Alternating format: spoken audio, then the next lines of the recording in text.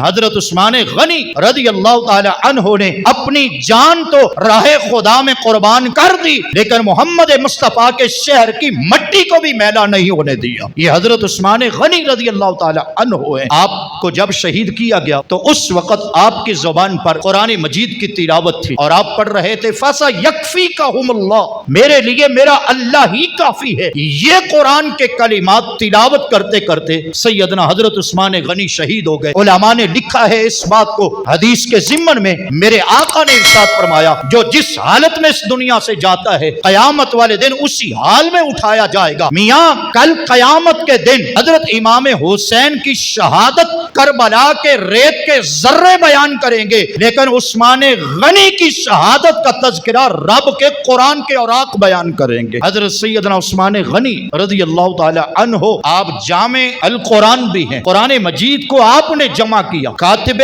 وحی بھی ہیں، قرآن مجید کو اکٹھا کر کے ایک قرات پہ لوگ امت کو کھڑا کیا اور قرآن مجید کو پھر آپ نے ایک کتاب کی صورت دی۔ حضرت عثمان غنی رضی اللہ تعالی عنہ کا تذکرہ ہم کہاں تک پڑھے، اس عنوان کو اگر آپ مزید سننا چاہیں تو آج رات عشاء کے بعد ہماری جامع مسجد میں 1 گھنٹے کا پروگرام ہوگا، اسی عنوان پر آپ تشریف لائیے گا۔ میں آخر میں یہ عرض کرنا چاہوں گا کہ حضرت سیدنا عثمان غنی رضی اللہ تعالی عنہ کو تلاوت قرآن سے کتنا لگن ہے، تلاوت قرآن سے، جہاں آپ کتنے بڑے قد آور صحابی ہیں، کتنی بار آپ کو جنت کی بشارت میرے آقا نے عطا فرما دی، بلکہ میں وہ حدیث پڑھ چکا ہوں، میرے آقا نے جنت تو جنت فرمایا، جنت میں عثمان غنی میرا رفیق ہوگا۔ اس قدر بلند شخصیت کے مالک ہیں، لیکن تلاوت قرآن یہ حضرت عثمان غنی رضی اللہ تعالی عنہ کا شوق تھا۔ آپ سے کوئی پوچھا کرتے تھے کہ اے عثمان زندگی کا کوئی شوق ہوتا ہے تو آپ فرماتے تھے میرا سب سے بڑا شوق رب کے قرآن کی تلاوت ہے، بلکہ میں نے جہاں تک پڑھا میرے آقا کی امت میں 4 لوگ ہیں جن کو کعبہ شریف کے اندر مکمل قرآن نماز کی حالت میں پڑھنے کا شرف حاصل ہے، اور ان میں ایک نام حضرت سیدنا عثمان غنی کا ہے کہ آپ اللہ کے گھر کعبہ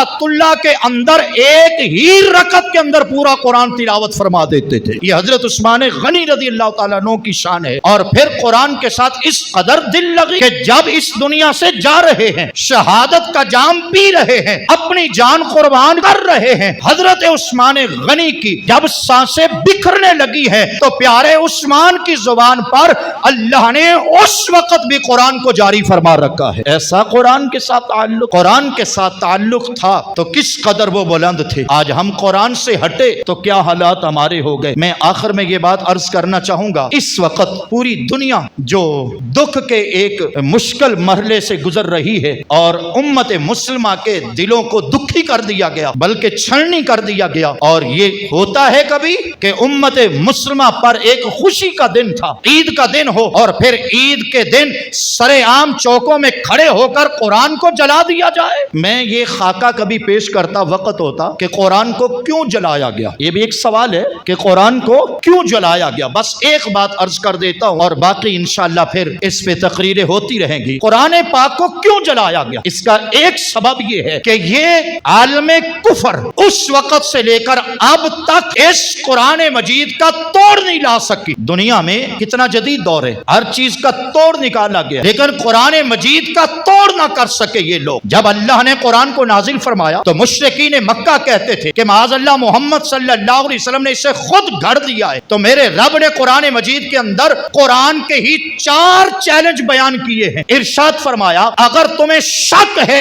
اس پر جو ہم نے اپنے پیارے نبی پہ نازل فرمایا ہے تو آؤ اس جیسا کلام بنا کے دکھا دو۔ وہ لوگ کلام بنانے سے قاصر رہے، پھر کسی میں کوئی خیال آئے کہ پورا کلام کوئی کیسے بنا سکتا ہے۔ قرآن کا 12واں پارہ ہے، سورہ ہود ہے، اللہ ارشاد فرماتا ہے ام یقولون نفترا قل فاتوا بعشر سور، چلو پورا قرآن نہیں بنا سکتے تو آؤ قرآن جیسی 10 صورتیں بنا کے دکھا دو۔ ہم نے 114 صورتیں بنائی ہے، تم 114 نہیں 10 صورتیں بنا کے دکھا دو۔ یہ لوگ نہ بنا سکے، پھر قرآن نے اس سے اگلی بات کی، فرمایا آؤ اگر 10 صورتیں نہیں بنا سکتے تو قرآن جیسی 1 صورت ہی بنا کے دکھا دو۔ صدیاں بیت گئیں لیکن اس کا جواب نہ آ سکا۔ پھر قرآن مجید نے اس سے اگلی بات بیان کی ہے جو سورۃ البقرہ کی اندر اللہ تعالیٰ نے بیان فرمایا ہے آؤ تم قرآن جیسا کلام نہیں بنا بنا سکے، اس جیسی 10 صورتیں نہیں بنا سکے، اس جیسی ایک صورت نہیں بنا سکے، فرمایا آؤ میرے کلام جیسی ایک آیت ہی بنا کے دکھا دو۔ تو عالم کفر کل سے لے کر آج تک قاصر ہوا اور اس جیسی ایک صورت بھی بنا سکا، اور یہ قرآن کا اعزاز ہے جس وجہ سے یہ لوگ اس مشکل آن پر آن پہنچے۔ انہوں نے ہزارہا کوشش کی کہ امت مسلمہ کو قرآن سے ہٹایا جائے، ہزارہا کوشش کی کہ قرآن سے اس امت کو دور کر دیا جائے، قرآن کو جلایا گیا، دریاؤں میں پھینکا گیا، قرآن کو گولیاں ماری گئی، لیکن اللہ نے قرآن کو محبوب کی امت کے سینوں میں ایسا محفوظ کر دیا ہے کہ اس امت کا 5 سال کا بچہ بھی رب کا پورا قرآن سناتا نظر آیا ہے۔